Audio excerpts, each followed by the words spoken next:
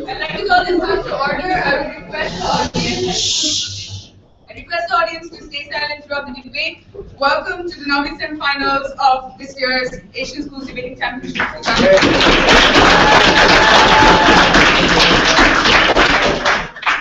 On the proposition, we have S. Thomas Bond.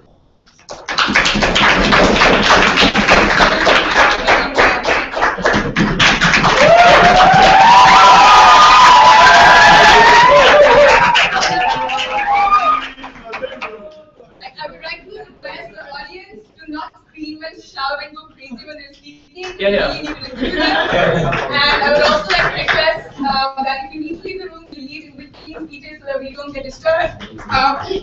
On the motion that this House believes that first world feminism should stay out of third world feminism. Without further ado, I'd like to call upon the Prime Minister to present his speech here.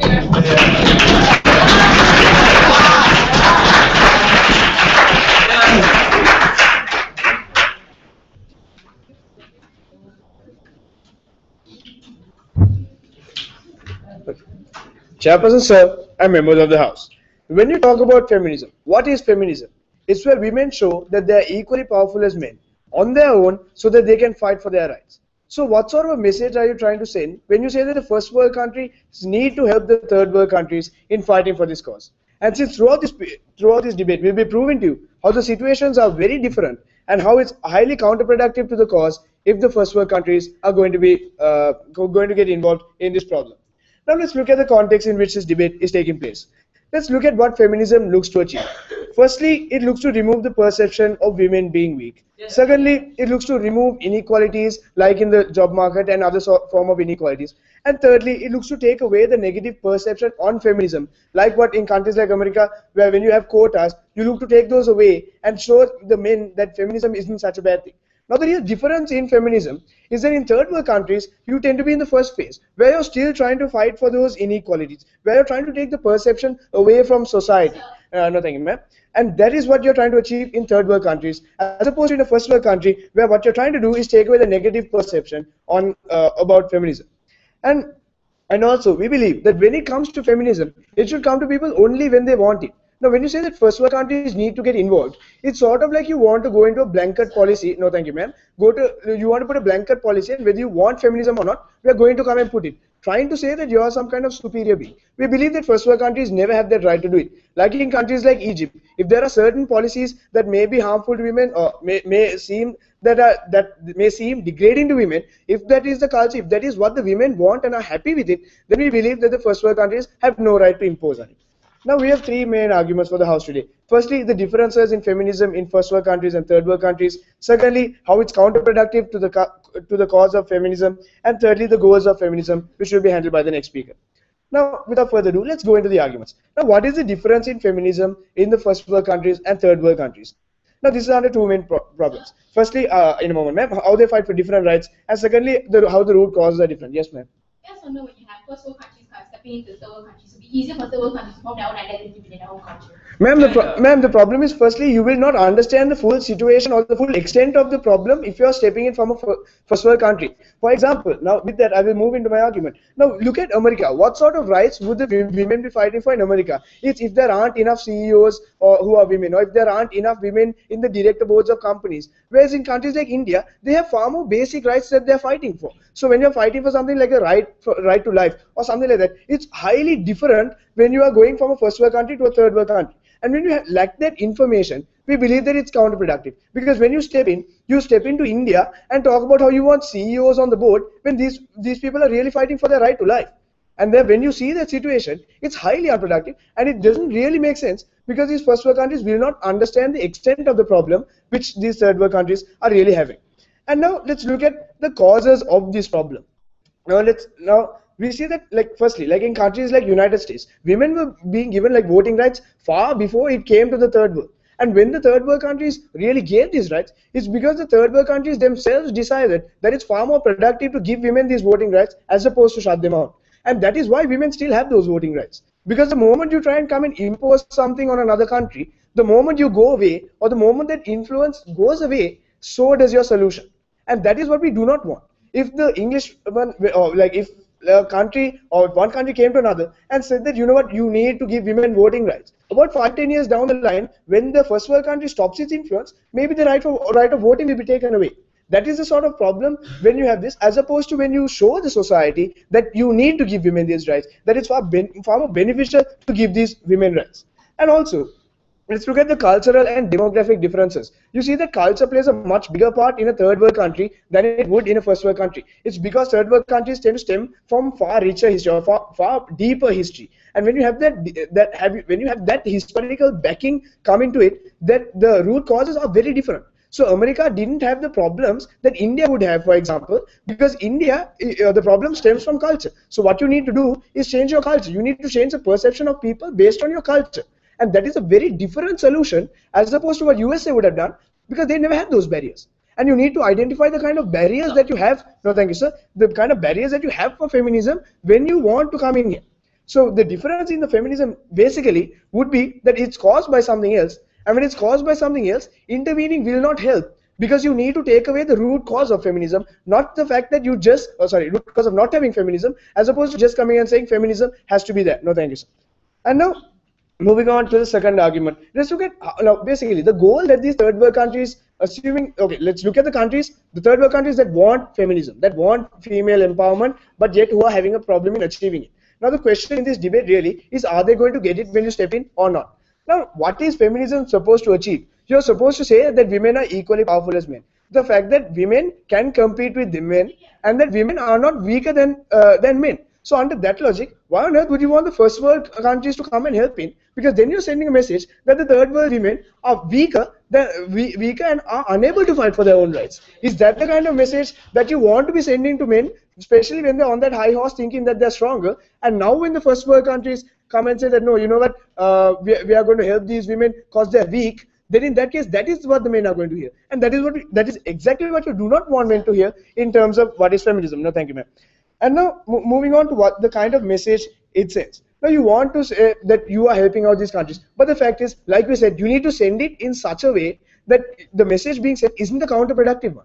You need to say that feminism isn't a bad thing. Now, what sort of a message are you sending to the men and the rest of society by this? You're saying that, you know what, your women are okay living in the current status quo because they don't really, they might not even be going on for their rights. So when that happens and first world countries intervene, it's like an imposition. And when the imposition comes, men have a negative light on feminism. And that is not a good thing. That is highly counterproductive. Because now it looks like your women are being empowered to fight for their rights only because somebody is coming and telling them that. And you don't want that to be there. If you want feminism to be solved, you need it. It has to be an inbred solution. And also, we told you that when it's an inbred solution, it's a more long-term solution. It's better for Indian and Sri Lankan women to understand that they need these rights and to fight for it, because then they know why they fought for it. As opposed to somebody coming and telling them, you need these rights, let's help you fight for it. Because it's a far more long-term and viable solution. Because like in India, like when Sati Puja is taken away, it can still take place in the hidden quarters because people don't really know it exists. And when people don't know it exists, you're trying to take away, without hitting the root causes, you're trying to take away certain problems from the top. And that is why I'm proud to propose. Thank you.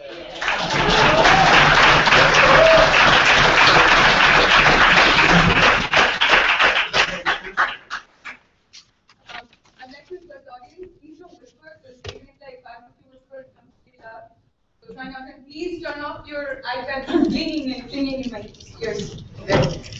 Without further ado, I'd like to call upon the leader of the opposition for speech.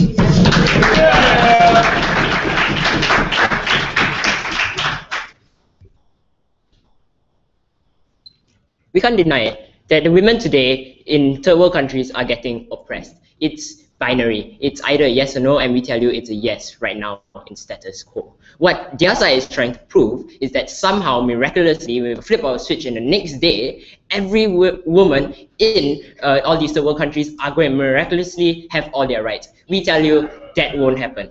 We see that the problem today is these women not only have you know, these problems like they can't get jobs or they can't vote. But we tell you these people are getting abused in homes and getting raped, and it's considered a social norm. We don't want that. We think that when these first world feminists come and help you and help these third world countries, that's when the problem gets solved much faster. So what kind of help are these first world feminists giving? We think that they should be like a status quo, spreading awareness in their own country, telling their own citizens how bad these women in third world countries are feeling, and also like funding and helping, funding and sending out resources to all these feminists in third world. So the burden on government is to prove to you how somehow miraculously under their side they can get progress the feminist movement. We tell you no. My two arguments for you today. Number one, how I'm going to look at the nature of these first world feminists and how they have the capability and how it's more efficient if they do it. And number two, the moral obligations of the feminist movement and why they should be the ones doing it. But before I move on to that, lots and lots and lots of rebuttals. Number one, okay. First, they want to talk to you about the idea how there's a different kinds of goals in feminist movements. We concede to that, but we think that first, these first world feminists aren't stupid. They know that you can't go and fight for the rights of equal workplace rights if these women can't even get jobs. This is stupid. What we want to think is these women, these feminists are first going to look at the main problems, the ones causing direct harm to women, like how these women get abused and how these women get raped in the middle of the streets, and it's perfectly fine. These are the kinds of goals which the feminists are going to stop. But let's look at it. Obviously, under their paradigm, no rights are being fought for. Why? Because these women in third world countries are already oppressed. These women in these third world countries don't have a voice because they are being oppressed. But when the first world country is coming up and they're helping and giving resources and backing them up, then there's more people to do so. Sit down. Next, when they talk about idea how you're going to go once they go away, and then the idea would the oppression would come back. We tell you no, because why? This feminist movement and these people come back. These first world feminists, when they come, they're going to garner support from all the people, and all the people's minds will be changed. But even if that isn't to happen and they leave, we tell you that that's perfectly fine, because there's still a platform, and that 5 years or 10 years when women have the right to vote, or when women are actually protected, that's a stepping stone for a more progressive state, something which they didn't engage on either. But next, when we talk about how they're changing cultures, we tell you yes, if the culture is causing direct harm to the women, then that's a bad culture, and we want to change that sort of culture. But finally, on the last idea on how these first world countries would have a more powerful idea and will be considered stronger than third world countries, we tell you no, because these first world countries and their feminists, what they're going to do is they're garnering support, they're guiding them, they're empowering, they're helping, they're aiding them. They're not telling you word for word, this is what you should do, we are more powerful than you. What they do is they're helping you, they're garnering support, they're giving you funds and benefiting you. But even if that's the case, we still think that under our side, these women are protected, something they didn't engage on. But before I move on to my points, any POIs? So why do you still get child marriages in India despite it being illegal? Sorry? Why are there still child marriages in India despite it being illegal?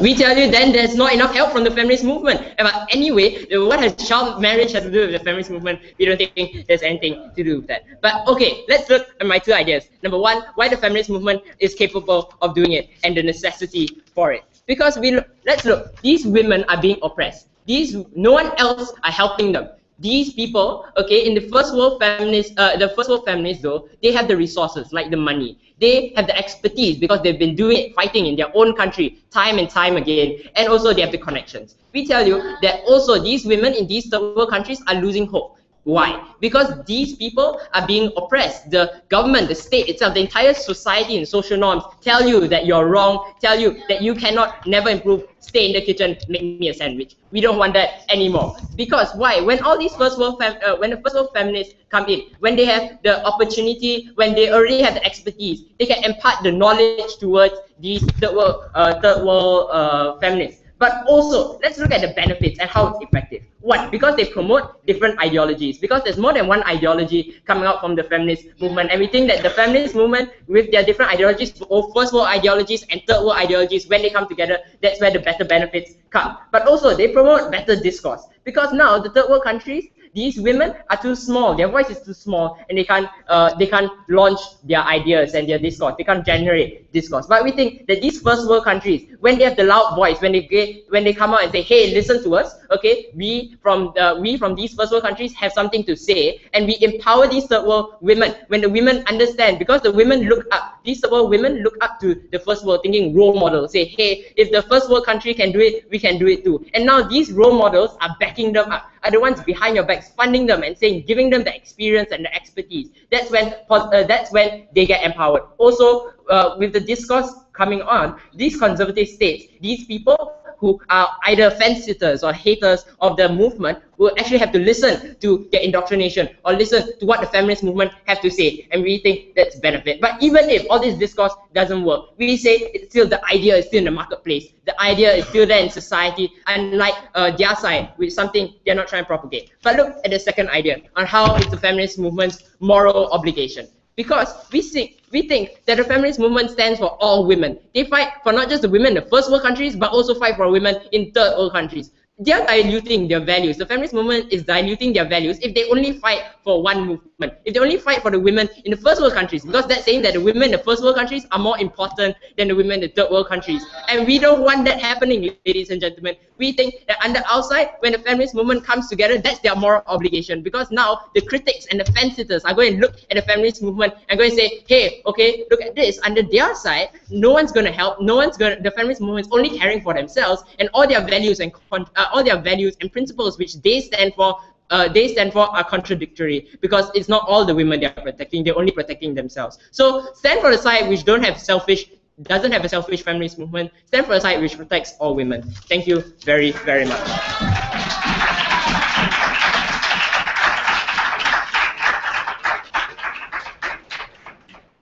thank the leader of the opposition and call upon the Deputy Prime Minister to present his speech. Here.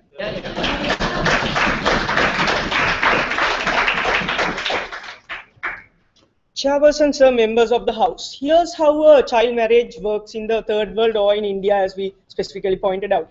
Here what happens is little girls are taken and they are married to much older men, and the best thing about this is, throughout history, when the British came into India, what they did was they banned it. And in Britain, the feminist movement was quite prominent at this time. And even though they tried to ban it, this problem still exists in India. What does that say about what side of opposition is trying to prove here? Nothing. Because why?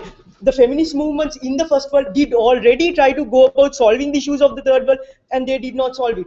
Now, why exactly is this? Because the reason for them to actually go wrong here is they assume that the first world and third world ideologies mixing up somehow brings about a good result as opposed to a bad one. And especially in the third world, this is not a good thing. I'll tell you why. Because look, the third world, by fine-tuning their perception, is that the first world is a bad thing. There's something always coming in to destroy them or to not help them and such things like that. And when they have that inherent perception within society that the first world is a bad thing, when the first world comes about and tries to solve the women's issues or any other issues, what they see is, they see that as a bad thing, even if they actually try to help, in which case, but I will be proving to you how exactly, even if they were trying to help, it will be counterproductive.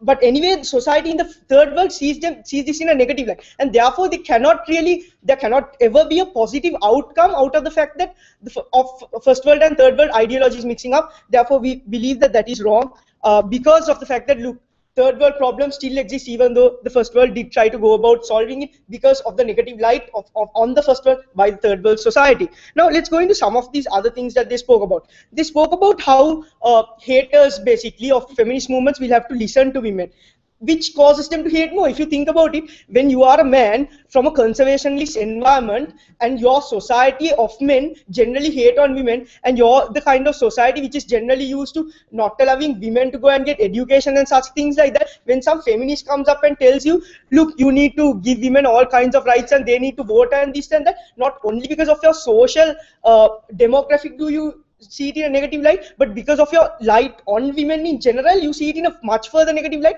and that causes you to even further discriminate women. And that we believe is completely bad, because look, you might listen to the first world feminists, does not mean that you will actually do what they tell you to do. You will do the exact opposite because you hate them. Yes, ma'am. We're not completely saying that we're going to change it in the blink of an eye. They are really outside, first of all, giving them the capacity to form their own identity as a whole. Ma'am, but from the beginning, as we were saying, look, change comes about from the inside. For example, if you take the first worlds themselves, no countries or they had no other backing. If you take first world feminists, how did they come up to bring about that level of feminism in their countries? They brought it up by the fact that they themselves work from the grassroots levels. They went on solving their issues because it's their own issues, and cultural issues can only be solved from within the culture as opposed to from outside of it. And therefore, we believe that if you do want to create change the cultural perception and the norms of society, it has to be done from within your society, not from a different society which your society looks at through a negative light. No, sir.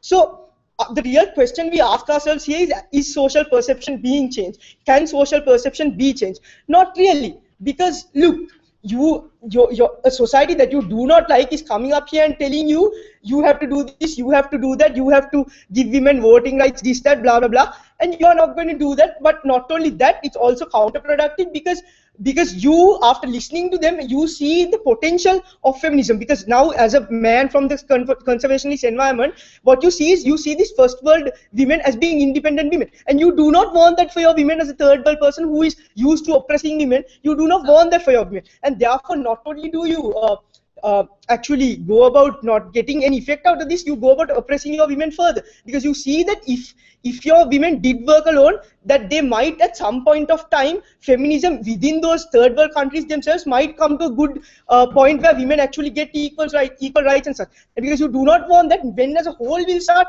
oppressing the feminist movements, and therefore this first world feminists coming and doing these things in the third world is actually completely ineffective. Why? Because they are achieving what they do not want to achieve, and therefore everything side opposition has brought about has broken. Yes, sir.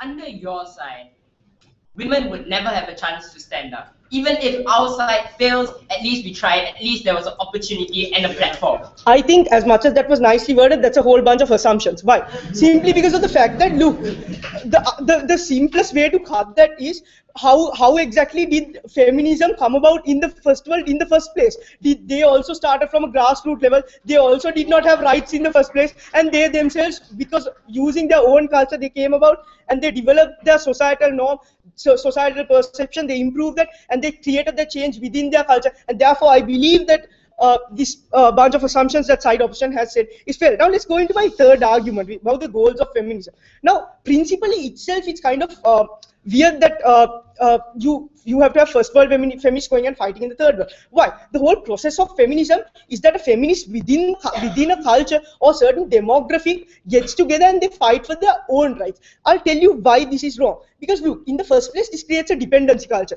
Because third world feminists lose incentive, because they see these first world feminists who they think of as role models coming here and trying to achieve something. Regardless of the fact that they do not actually achieve it, it's also wrong that they try to do this, because now these third world feminists, not only do the first world feminists not achieve what they're trying to do, but the third world feminists are under the impression that the first world feminists are actually achieving their goal because of the fact that they look up to them, simply because of the fact that they look up to them. And therefore, the incentive by the third world feminists to actually go about getting feminism is also lost. And therefore, we believe that actually fails, and that dependency culture is not a good thing. So, and as I've spoken to you earlier, first world feminists actually got about their feminism by fighting for their own rights. So simply because of the difference in demography and because of the difference in social perception in both countries, in both worlds, so to speak, and because of the fact that social perception cannot be changed by the doing of this, we think it's a bad thing. And as I have also told you, this creates cycles of hate within the men, firstly towards first world feminism because they do not like it, because what they see is a bunch of independent women going about achieving rights for themselves in their own countries, and they do not want this for the women in their countries. Therefore, they do not they would hinder the feminism in the third world countries anyway once they see these first world feminists. And because of that, because of all these reasons, we believe that feminism cannot be achieved by first world feminists coming and putting their opinions into the third world. Therefore, we are proud to propose. Thank you.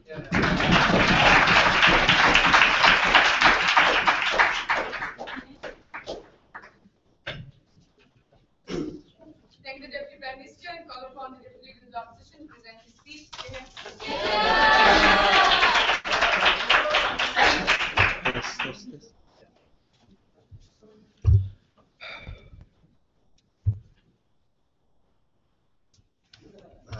Hello.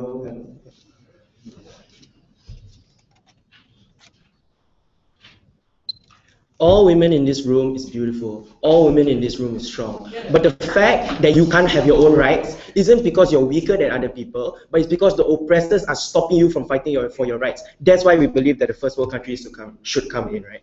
I will have one substantive for you in today's debate on how you further empower feminist movement and encourage more support from coming in. But before that, let me just touch on what Ian said that they didn't respond to whatsoever, right? Because Ian took so much time on his speech talking about how it's a moral obligation of the feminist movement to help other people and to protect everyone. Because you're first world and third world doesn't necessarily mean that you have to be segregated with each other. Because what the feminist movement is a group of women fighting for their rights.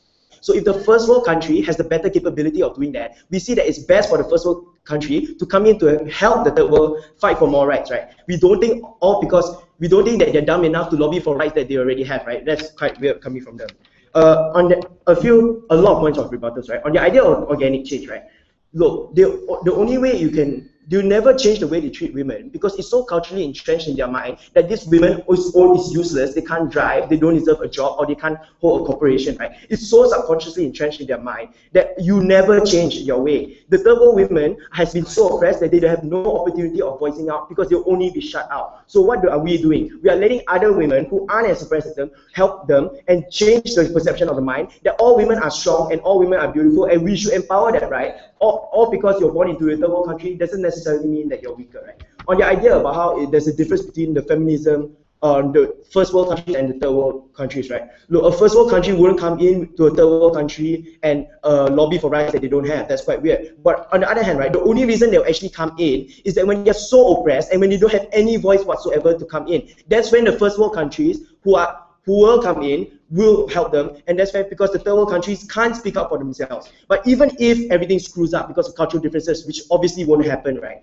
We see that at least there's a catalyst and an initiative for things to happen, where it's and actually shows that this is a dire need to help. So even if we fail, all feminist people should help because even though we fail, we fail. So the situation is really dire. News will spread about how they have been so oppressed already. Then more people will be incentivized to come in and help them and give them some support, right?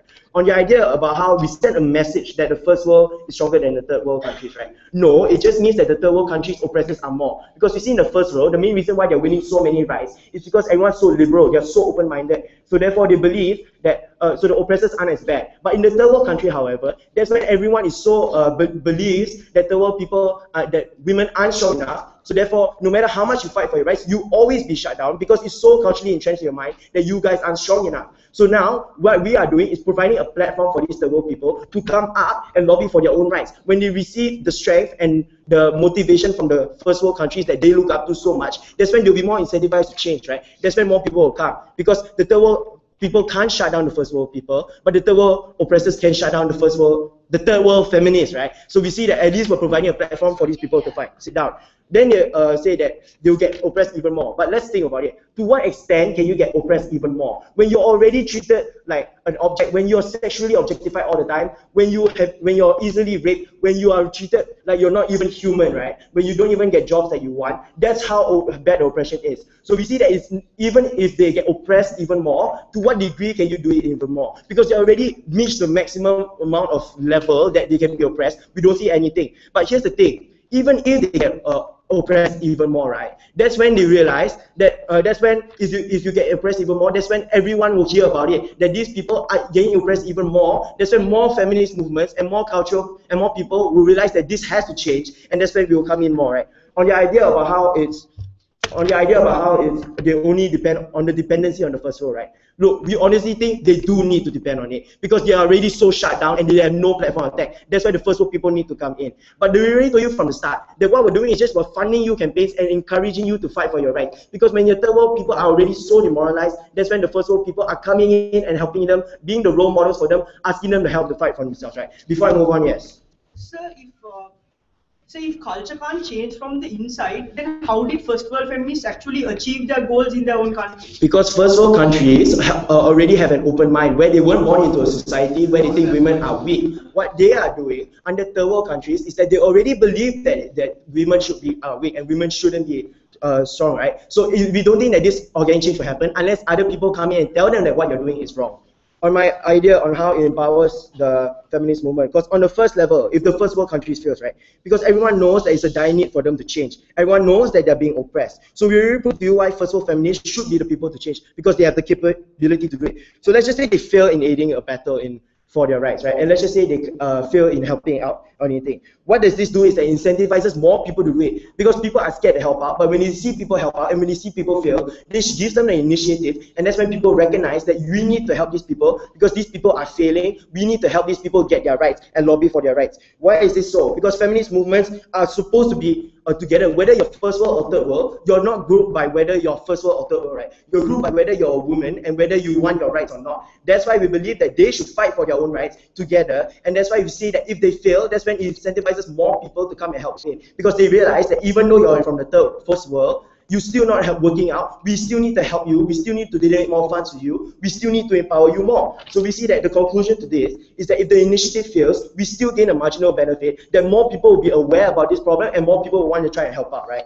On the second level, on what happens if they win a battle or if they win more rights. This is when the third world feminists who are so oppressed and so quiet and they don't want to fight for their rights realize that we can fight for their rights and we can get jobs properly if we fight more. So if the first world countries help these people win a battle, that's when they realize that I should try and help, and that's when they realize that I have the capacity to help myself, and that's when I realize that I have the capacity to try and change my rights and get even more rights, right? So we see that under your paradigm, these people have no initiative whatsoever, for the only reason that they'll only be shut down. That's why we realize that we need to give these people a better incentive to fight more, and what we do is empower these people.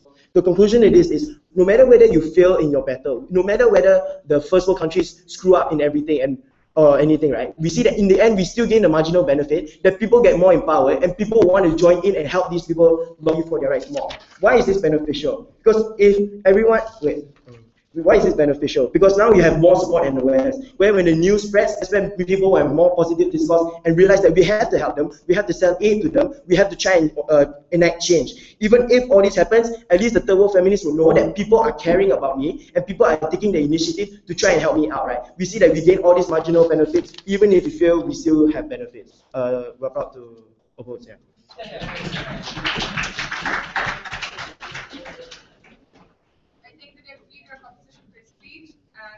And constructive run for the government and call back government.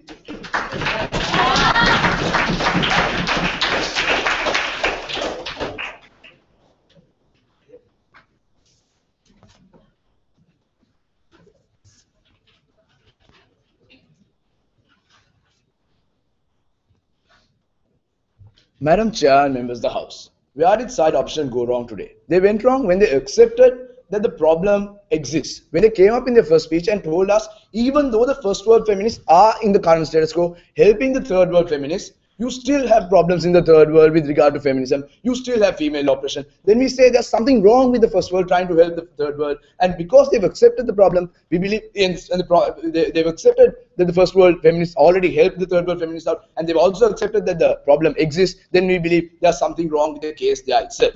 Now, I've identified three main points of clash with regard to this debate. The first being, do the first world feminists have a moral obligation to help the third world feminists? The second being, whether it will help the third world feminists, and we believe that is the most important point, because we believe the whole objective is to solve the problem, because both sides accepted the problem, and we believe if we win that, we believe we should win the debate. And the third thing about what exactly it does to the feminist movement as a whole, and how exactly it demeans the feminist movement when the first will, and how exactly it makes it a harder burden for the feminist movement. Now, moving to the first point of clash about does it help does the first world have a moral obligation? They came up and told us that you're fighting for your rights and exactly you're diluting your values. We believe that may be so, but we don't believe that is the best way to go about it. And we believe that doesn't mean you have a moral obligation to do it. Just because you fought for your rights in one country doesn't mean just because someone else is fighting for their rights in another country, you have a moral obligation to go and help them out. We don't see that as a moral obligation. We didn't see any substantive analysis as to why that is a moral obligation. They just came up and told us that okay, you fought for these same rights, and just because they're fighting for these same rights, you have a moral obligation to help them out. We don't see that is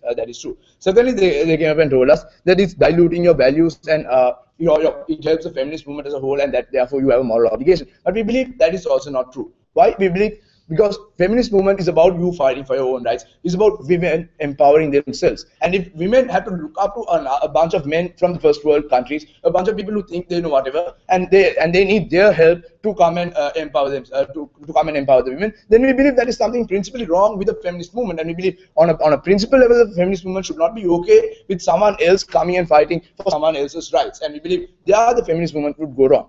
But we believe even if this clash was to fall to side opposition, we don't believe this is the most important point of clash, because they accepted the problem, and we believe the problem has to be solved, and we believe that is the most important clash, and that is the second point of clash that I've identified, whether or not it will help the third world. Now, when we asked them about how exactly these cultures in the first world changed, they told us, okay, these were cultures that were changed within. And we believe when we asked them about Sadhu Puja and child marriage, how they still exist in India, even though there is a legal ban on it that was placed by the first world because of feminist reasons, they never really had any response. All they came up and told us was, you haven't changed the culture enough. And we believe that is the exact problem we're talking about. Because when an outsider comes and tries to tell you your culture is bad, you generally don't want to accept it. And when you don't want to accept it, the only way the outsider tries to solve the problem is by making a law. And as long as the law is not morally accepted by the society isn't going to accept that law. And if the law isn't going to be accepted, you're still going to have that problem. And that is why we still see child marriage in India, and that is why the problem still exists, if I'm honest. But under your side, these women are getting directly harmed right now, right as we speak. Yes, You're sir. not solving the problem. Yes, sir. We believe that is the opportunity cost of you getting your rights. Tough luck. We believe that may be so, but it's a long-term solution. It's a viable solution, and we are okay with undergoing that cost. We believe under your side, you're still going to have that cost. We don't see that cost going away, because we say you already have that. The status quo is what they're proposing, and if the problem exists in the status quo, then there's something wrong there itself. Secondly, they came up and told us that even if the initiative fails, the message is out there, and that message portrayed is there. But we don't believe that is necessarily true. Why? Because we believe there's a dependency culture that is being created, and and there's a complacency, and we believe there's a principle.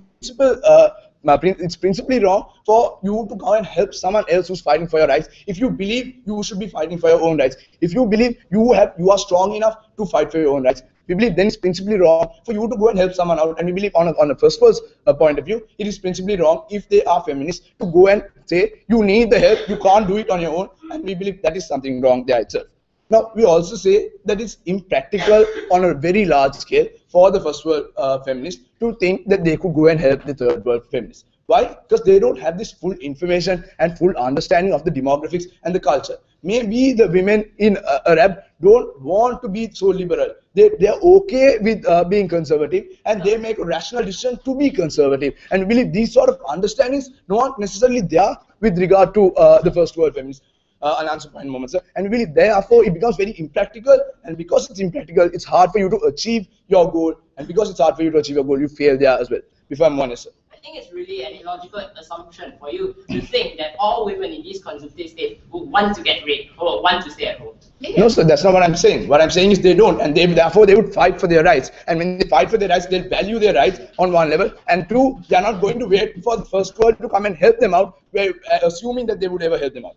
This was my third point of clash about whether or not the feminist movement, what it does to the feminist movement. We believe the fact is, on a principle level, you shouldn't be doing this. Why?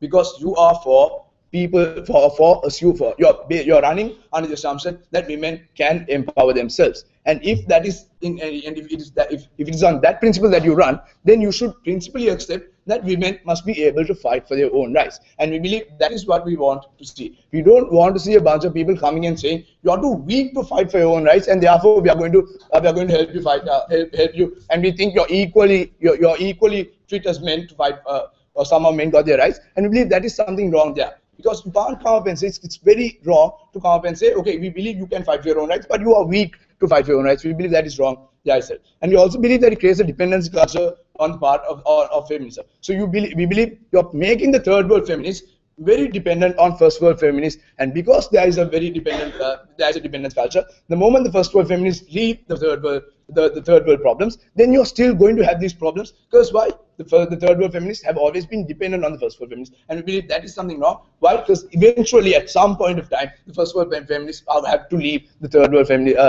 feminist issues, and we believe you're going to have that problem as well. So what have I showed you? I've told you that there is no moral obligation with regard to the first world feminists having to help the third world feminists. I told you that the problem is not going to be solved. Why? Because cultural changes are going to will have to happen within. And when we asked them on a point of information, they told us the first world countries did do that because they had an open-minded culture. We don't believe they had an open-minded culture to start off with. They also thought of their morals, and they also had a very strong feminist movement. And we believe that is the way to go forward. And we believe because the clash point also falls to us, we are proud to propose. Thank you.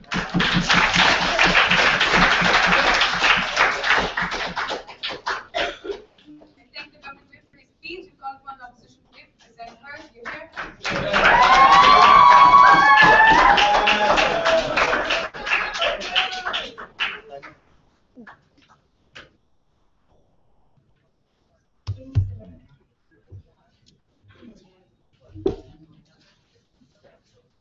Hello. Okay.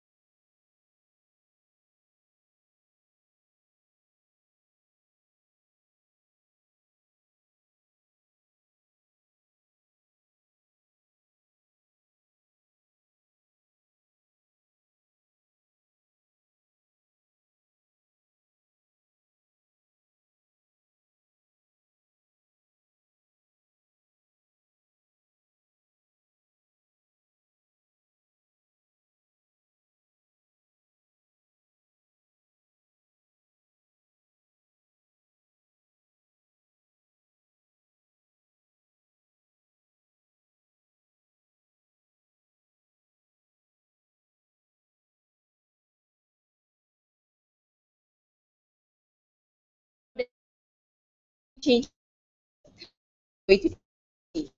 But I all them use but empowers the country to the sex.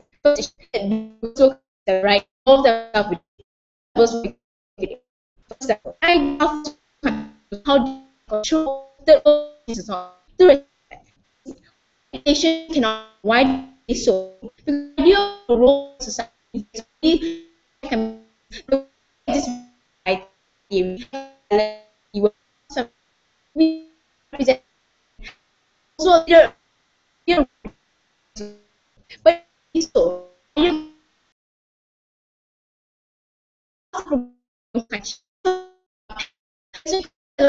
your government and how on the we something today you have obligation to movement with not their own tomorrow we're talking this now we know that for that women do is there is obligation reason how is it the nation to because this we need competition you know that's idea of we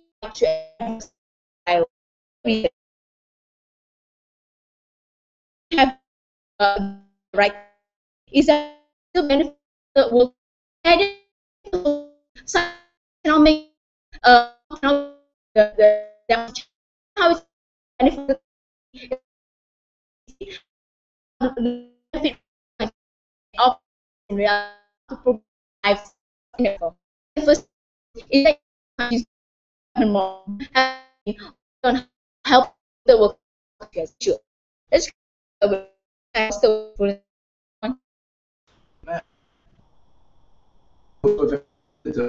Yet,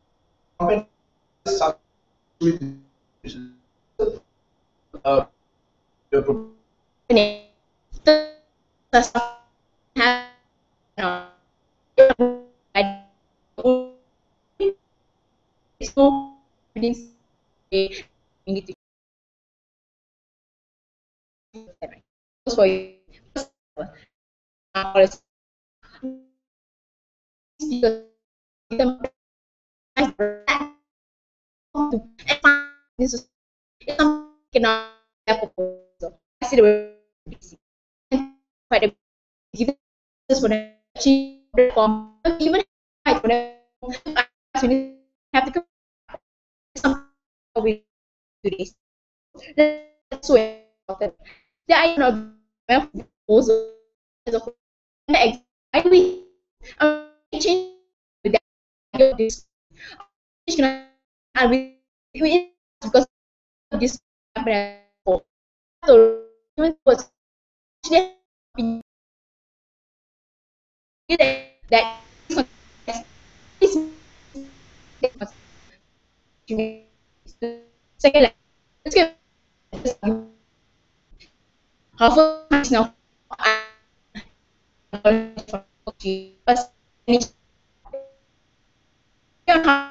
understand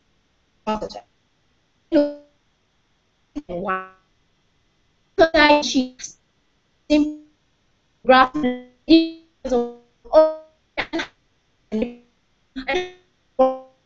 which how secondly that when society if they expect this happens first more news and that becomes issue and that's how people how I yeah yeah there is parts of and with this whole with so many people to extent so second that okay I there trying to I said reason you know the is that we the it's not I believe you can your own. How do they second how do they I did the national the quality of and change this is not step in we right so change if believe change the other day is necessary again change how or because yeah because proves it because organic never issue that the extent problem is with if women side they leave this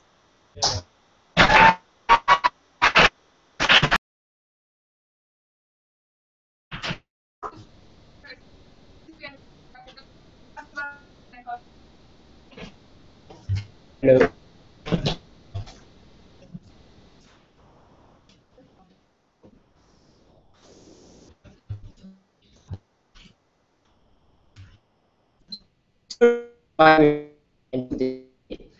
One look Miss or and at who the women in the that's a the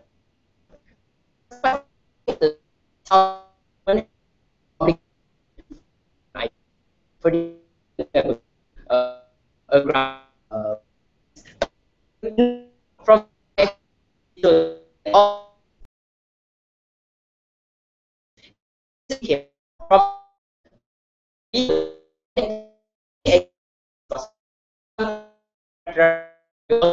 change but but it's unnecessary task. Not because contribute to role of woman is we no because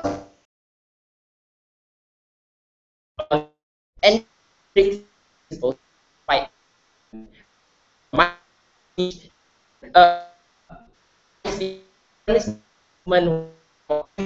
movement and using work the women rights that goes feminist has for that bring education if you know why to the array no even that that we and opportunity with some they because no it's good no outside is if there idea that is that is an guess also because we because we, when first the people and from yeah, something they what else they think when this was they feel side had to like the more like but also the feminist right need to the other for trying nothing about what women are going to be going to be when we protect.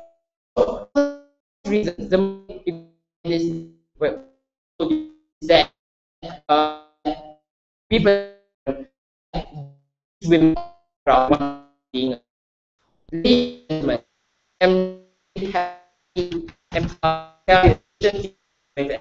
fine and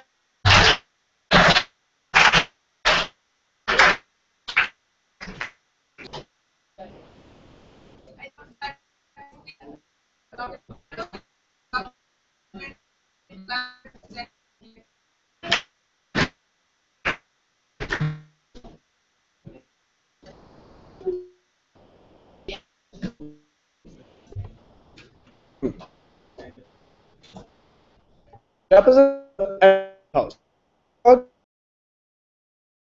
State proposed about very and not live at all. And the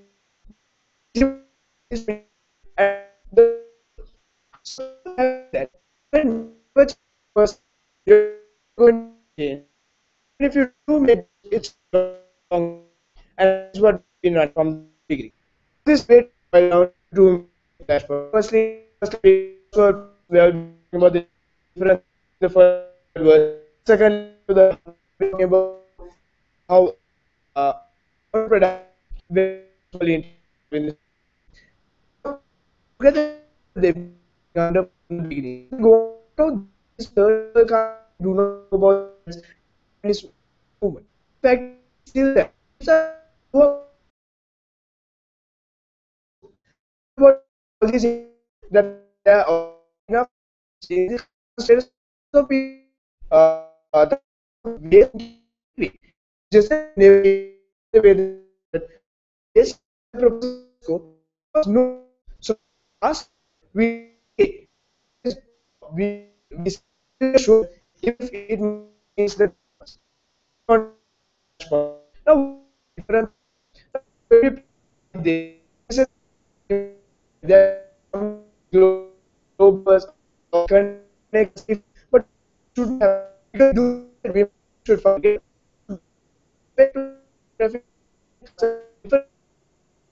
when you like need those things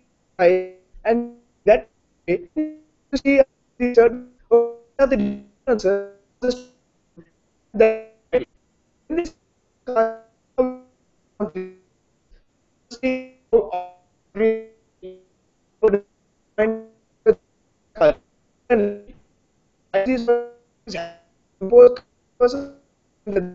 this and we hope those to how long brought how despite prove because come in just four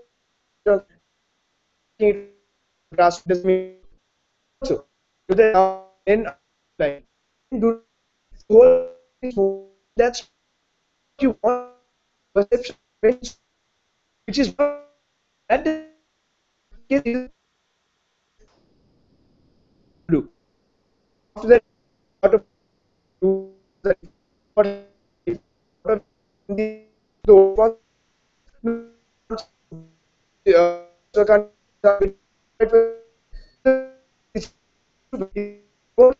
the same on problem of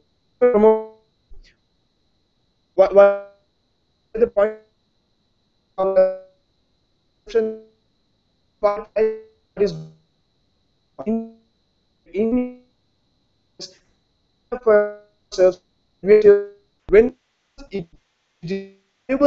is own you did you say that about me in the first means something is put we made that they don't want only when they need first so compare this what we can solve the problem and hope best when you change some more that not chill fine.